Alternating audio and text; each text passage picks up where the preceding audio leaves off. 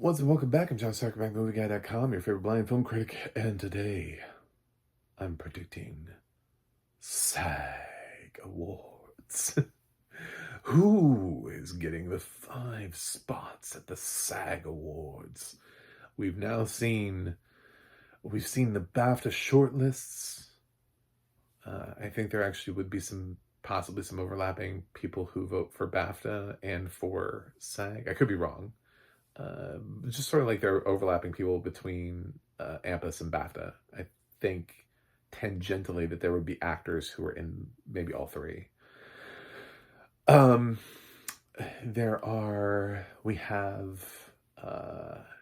also, I'm outside of the Golden Globes. What is important to know, though, is that the nominations are being announced tomorrow. And so they already voted. So the wins of the Golden Globe do not impact. There is no overlap. There's no voting overlap in Hollywood Foreign Press with the SAG. There's also, I don't know that the BAFTA long lists, which were released like 2 days before, I don't think they would have had any impact on SAG voting. So SAG voting, they knew sort of like who the Golden Globe nominees were. They knew sort of like who the Critics' Choice nominees were. Following the for-your consideration campaigns. So now's the time to ask yourself, who do you think is going to find life or death in SAG? Because we kind of know some people really need SAG to happen for them. And if they don't get it, they're kind of dead. But it's a big thing to get SAG because there is an overlap between SAG and Oscar. And often a lot of people who get nominated for SAG end up crossing over into the Oscar race. It's not 20 for 20. It's never all of them. Somebody will end up inevitably not crossing over, but it could be a huge boost to somebody who's on the bubble right now, because Oscar voting starts soon. So I think it starts. Yeah, I think it starts maybe like right after they announce this, actually. So what do we got? Best Supporting Actress. Definitely getting in Zoe Saldana for Emilia Perez. Originally, I thought I had a hot take here on this, and I was really looking forward to making this video and being right and trouncing the Oscar expert on this. SAG is one of the few branches that has an accessibility requirement for their screeners. So you cannot submit screeners that do not have their screeners, your SAG screeners must have captioning and audio description. However, I found out that there's an interesting loophole in that there isn't a specificity in language. So the fact that Emilia Perez, I know, has a Spanish audio description track means that it's eligible. I was thinking the fact that Netflix did not make an English audio description track could land for everybody being super surprised when Emilia Perez gets snubbed and walked away with no nominations, and everybody would just be like, what just happened? And I would be the one who called it. But I can't, because apparently there's no actual language requirement.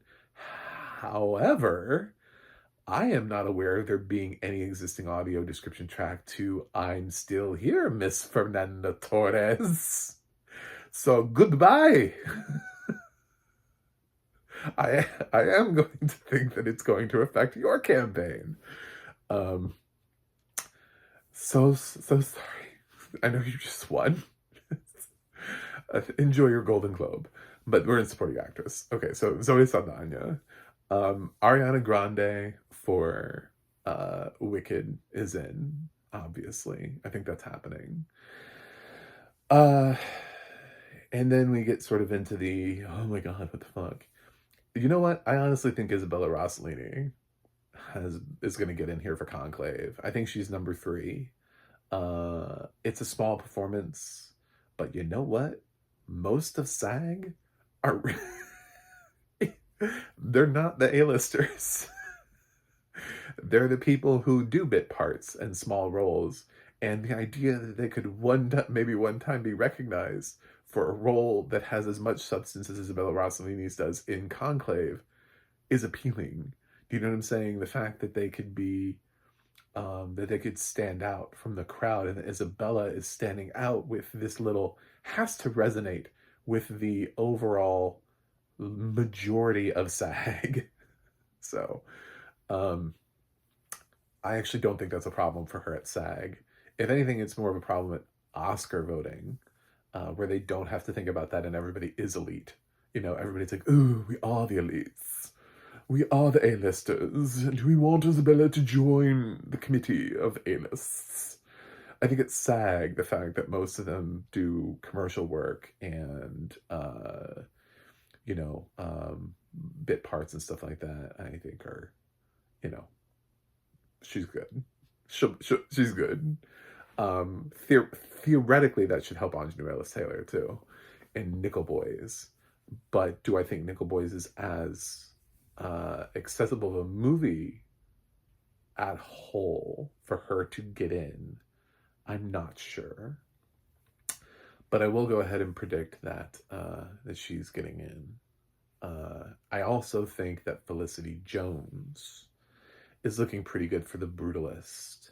I think if the only thing that I have with A24 is their screenings for The Brutalist and Sing Sing are weird, and making sure that everybody got The Brutalist and that they get The Brutalist on time. They've been very odd about The Brutalist. I had people, I know people who are in Critics' Choice, and Brutalist didn't screen for Critics' Choice. So Brutalist got all of its Critics' Choice nominations solely based on people who either just wish-dicted, you know, they were like, oh, it looks good, I'll vote for it, or who saw it at like a festival or a screening or something like that, you know, because they were not directly sent screeners for The Brutalist during their window of voting. So A24 has been doing weird shit with their top tier films, and I don't know why. I don't know why they're a secret. I don't know why The Brutalist and Sing Sing feel like they're secrets. But I think Felicity Jones I think she's still safe. SAG has nominating committees, so it's not, they didn't need to get The Brutalist to like hundreds of thousands of people. They just needed to get it to, I think the nominating committee is just like a couple thousand. Anyway, so I think she's safe. So for the 5th place spot, who gets in? Who gets that 5th place spot? Is it Selena Gomez or Margaret Qualley, or a wilder choice like Joan Chen, Jamie Lee Curtis, Anjanou Ellis-Taylor? Is there somebody who's going to swing in? Or the one who needs it, Danielle Detweiler for The Piano Lesson. And the question is, how hard has Netflix campaigned for Danielle to get her in there? This is her last ditch effort. Like, if she doesn't get a SAG nomination, it's dead in the water. And unfortunately, I think she's dead in the water. I think her film just never got off the ground. And I feel really bad because I think she's one of the best performances of the year. But I think realistically, I would just be pushing her in there out of hopes and dreams. I think it's much more likely that our 5th place spot is going to go to the rising tide that lifts all boats, which is, I'm sorry, Selena, not you, Margaret Qualley for The Substance. I think will beat out Selena Gomez for Emilia Perez. So that's my prediction. So I'm going with the Margaret Qualley. In supporting actor, oh yeah, okay, so in case you need me to run that down for you again, it's Zoe, Ariana, Isabella, Felicity, and Margaret are my 5. Supporting actor, Kieran, because he's gonna sweep the whole season. Guy Pearce is in. he's overdue for awards recognition in general, and I also think The Brutalist is pretty safe. Denzel, because I'm sure they just love Denzel. Like, I'm sure he's just getting Denzel votes at this point. So it would be silly for me to root against him. So those three kind of stand out the most to me. And then you have like the other actors after that. There are people like Edward Norton for Complete Unknown. I could see that happening. I could see your Borisov. Um, we do have Clarence Macklin is still floating around. Jeremy Strong is still floating around as possibilities. I would say as an outside shot, Stanley Tucci, if they really loved Conclave, is still like could still surprise and get in here. I think he's really unlikely though. They could even do something weird and nominate the other um, Honora, Mark Edelstein for Honora, who is getting, he did make the BAFTA shortlist, so he is still getting attention from various places. I mean, they could go for something weird like Adam Pearson for A Different Man and try to pull him into the race. But for the last two spots, I do kind of wonder how people always take Clarence Macklin's narrative and whether or not everyone is seeing Sing Sing. Again, it's like an A24. It's like, are you guys giving this movie that is everybody actually watching Sing Sing? Because I'm still seeing people bitching about how they didn't see Sing Sing when they're doing their top 10 videos. So it's just, I don't know where this movie is. I don't know who's seen it. But again, I've seen it. And if you could get it to me, I gotta believe that they got it to the voting members of SAG. And the movie's about acting. Like, it's literally, like, if Ghostlight best chances should have been this. Do you know what I'm saying? Like, Ghostlight, IFC should have thrown millions into a campaign for Ghostlight just at SAG, just to see if it could get in, because it's about acting. So I'm going to lean on Clarence Macklin getting back into the race at SAG, because literally it's about the impact of acting and theater. And I don't know how SAG doesn't go for that. So who gets left out of this race?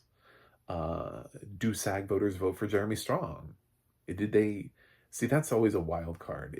I always feel uncomfortable predicting whether or not somebody liked The Apprentice or didn't like The Apprentice.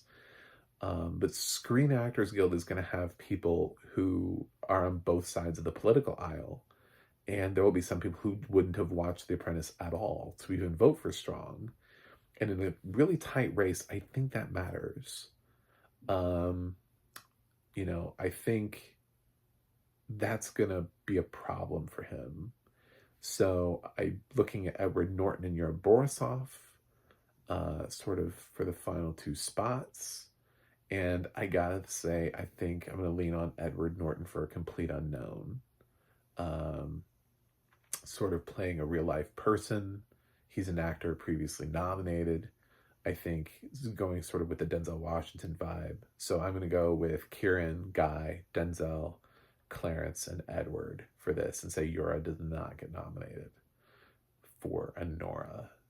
So moving up the list, Best Actress. A race that has dramatically changed since the Golden Globes in terms of how strong is Mikey Madison? How strong is Honora with no wins? But again, different voting body, different group of people. But I gotta say, my number one is Demi Moore. I think SAG is going to pick Demi Moore. I think she's in. I think they're going to recognize her for The Substance. I think there's been too much hype around The Substance. Her career narrative about, when you're trying to push somebody forward to the Oscar type of thing, when you're thinking about yourself even as an Oscar precursor, the fact that she's never been nominated before, it's like, she has that it's her time feel, which is exactly what the Globes picked up on. Especially if the SAG voters had seen her speech, because her speech is phenomenal at the Golden Globes, which I've already seen people replaying it as being like the speech of the night. So, um, yeah, I think Demi is actually in first place right now. I find it hard to believe she's going to win for The Substance, but I think people have voted for. I feel most confident in saying Demi is in of everyone else. Um, I also think SAG voters probably really liked Wicked. I think this is a pretty accessible fucking movie. And I think Cynthia Erivo is going to get in for Wicked. So I'm going to put her at number two. Now, I don't think Mikey Madison completely fell off the fucking charts. So I just think she's not the powerhouse we thought she was. So I'm going to put her in at number three. So those are my top three right now. So who gets the final two spots? We have some legends that are in competition here with like Angelina Jolie for Maria. We have Kate Winslet for Lee. We have Nicole Kidman for Baby Girl. We have some newer upstarts that could sneak in. Maybe SAG nominates Pamela Anderson. It's not the weirdest thing ever for them to be like, oh my god, out of nowhere. Just be like, wow. Um, have they seen Hard Truths? That's always a question. Has anybody seen Hard Truths? For Marianne Jean Baptiste. Amy Adams is not outside the realm of possibility. And then there's a question mark on Carla Sofia Gascon. Again, like I said, with SAG, it's the same thing I said with Apprentice. There are people who are on both sides of the aisle. SAG represents everybody. So you'll have people who politically are not going to watch a movie with a trans lead. So, and that's in Spanish. They just aren't going to do it. I think international contenders have had a harder time before. It's a lot easier to nominate Zoe Saldana and be like, well, we nominated Amelia Perez. We nominated Zoe Saldana. We know her, than it is the actress that you don't necessarily know. And I don't think Fernanda Torres is in here because I think her movie is. I'm going to say it's ineligible because I know of no audio description track that's being passed around for this movie. Although Sony Pictures Classic, I suppose, could slap a Spanish audio description track on their screeners and send it out. But I've seen their platform. I don't know how they're sending it out to SAG, but their platform did not have any audio description track, even in Spanish, for it when made available to me. So I don't know. So I just don't think Fernanda Torres has enough to get in here. Tilda Swinton, I don't think her film has enough heat to get in here. So at the end of the day, the question is whether or not I think Carla Sofia Gascon is going to get in here. And then who else? I will go ahead and say I think there's enough heat and love, and the right people will vote for Carla. So I'll give Carla spot number 4, and for spot number 5, I'm going to go with a tried and true, but not Angelina Jolie. I'm going to go with Nicole Kidman for Baby Girl and say Nicole Kidman gets the spot. I don't know that Kate Winslet's Lee has necessarily landed with enough voters. I think it's possible that Nicole Kidman gets the 5th spot and edges out Angelina Jolie. I kind of I've been talking about this. I feel like between Carla and Angelina, one of the Netflix ladies is not going to be in the Oscar 5. And Angelina not making the short list at BAFTA. She didn't win Golden Globe. I think we're starting to see that there isn't enough love for her, and it's going to start mattering that she's on the ballot, that she's really taking spots 4 and 5, instead of 1 and 2. You're looking for people who take 1 and 2, not 4 and 5. So I don't feel comfortable enough. If I tried to predict a surprise, honestly, I would say they saw Hard Truths and say Marianne Jean Baptiste. But I have no idea who's seen Hard Truths and who hasn't at this point. And if enough people of them have bothered to see it. But it's such a performance that when you've seen it, like, you can't not nominate it. I think most people feel that, even if they don't like the movie, they still love Marianne in it. So it's just, have you seen the movie? So in actor, this is a tight race, and this is a race where I feel like I can see Coleman slowly slipping so that he feels less like a lock to me. I still feel like the locks are Adrian, Timothy, and Ray. And then Coleman is starting to feel like a what's happening with Sing Sing. I mentioned in my Golden Globe video where I was like, remember what happened with Past Lives?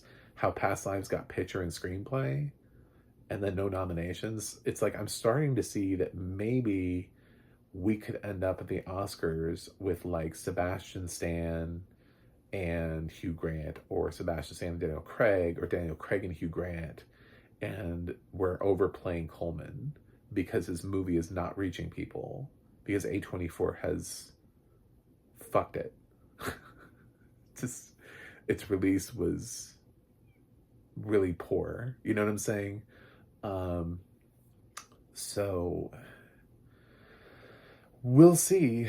But here, I'm not fucking Coleman on this. It's a movie that's about acting, and that's what I said about Sing Sing. Is I gotta believe that the movie that's about acting is gonna get in. That's literally about theater. So I think Coleman is in.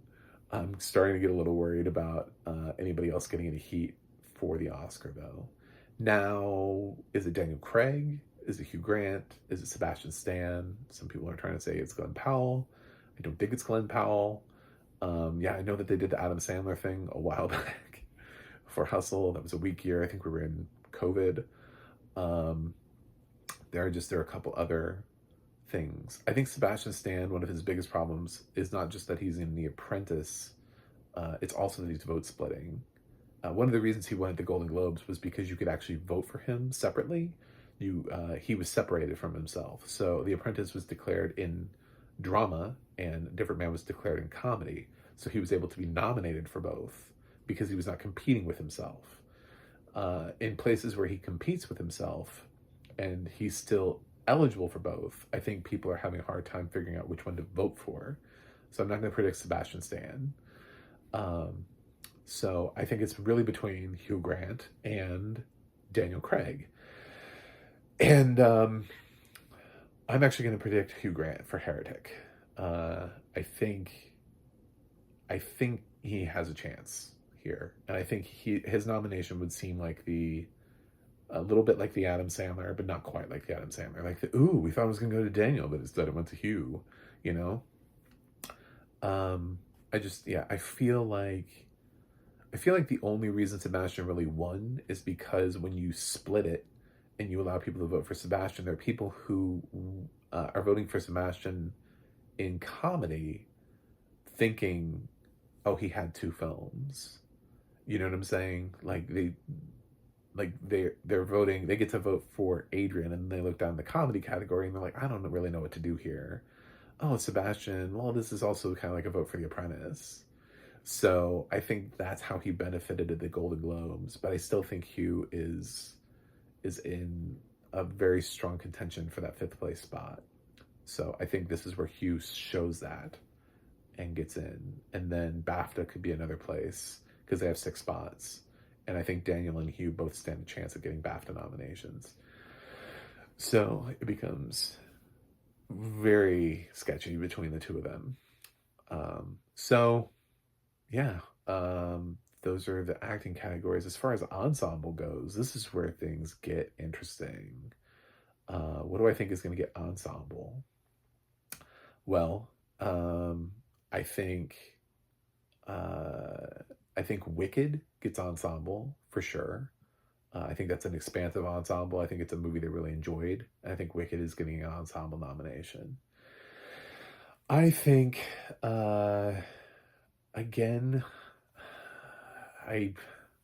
it gets kind of weird after this. I think Conclave will get a nomination because Conclave has sort of like a host of people and characters who are not Ray Fiennes that aren't even like named actors, but are all really good, and people don't know who those people are. Like, we don't know who their names are, but they honestly all, those other cardinals and everything, they could all have been vying for supporting just as much as John and Stanley. So it's a host of guys who are doing really strong work, and I think Conclave gets an ensemble nomination. Plus, it is also in strong contention for picture. for the third place spot, I look at The Brutalist, and The Brutalist does have a deceptively large ensemble, even though we keep focusing on three people. It has people like Joe Alwyn in the cast. It has more people than just the three we've been talking about. And I think The Brutalist, off of the Power, I've just predicted 4 acting nominations for it. I think The Brutalist gets in. So now I'm down to a couple spots. And obviously there are a bunch of films I don't think are going to get in. And so for the final couple spots, I'm between sort of, I have Anora left. I haven't said Anora. I haven't said Sing Sing. I haven't said Amelia Perez. And I guess as like an outside shot, Dune. Dune has a really nice sort of impressive ensemble, but I'm gonna say SAG doesn't nominate Amelia Perez. I'm gonna say SAG nominates Anora and Sing Sing. That's what I'm gonna go for, because I think, again, I'm leaning on Sing Sing. I'm trusting A24 got the screeners out. But it is a movie about the power, the transformative power of acting, which is why I think Ghostlight should have, you know what I'm saying? Like, I would have gone hard on SAG for Ghostlight, because that's what that film is about too. So when you think about like trying to sell this to actors, yeah, if you can't sell Sing Sing to actors, you're dead. Like dead in the water. So if Sing Sing doesn't get an ensemble nomination, I'm deeply concerned, because it is a film that plays right at actors.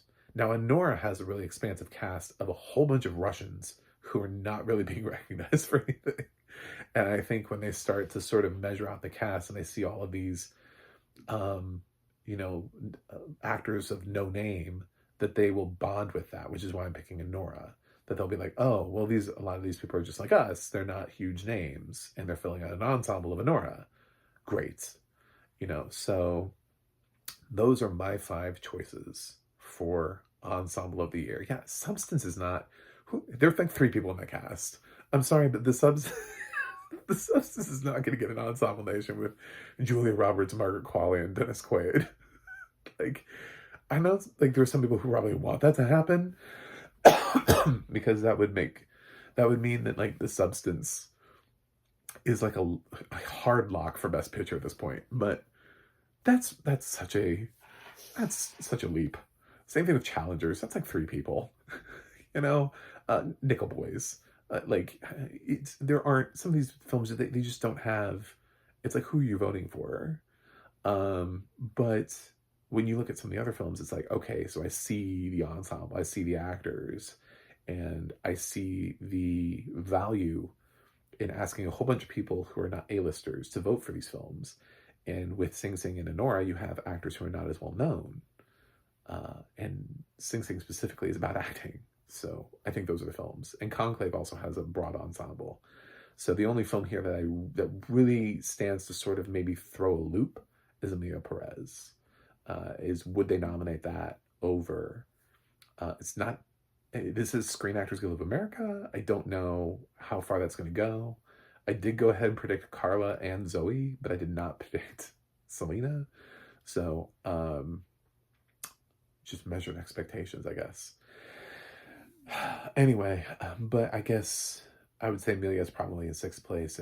If something's going to surprise, it would be the power of Amelia Perez. But these are just a lot of regular voters. These are not critic snobs. These people watch Adam Sandler and Hustle and go, yeah, nominate that. You know what I'm saying? So I just don't see Amelia Perez being the kind of film that reached them. Anyway, that's it. Those are my predictions. Thanks for watching. Thanks for subscribing. I'll see you guys on the other side.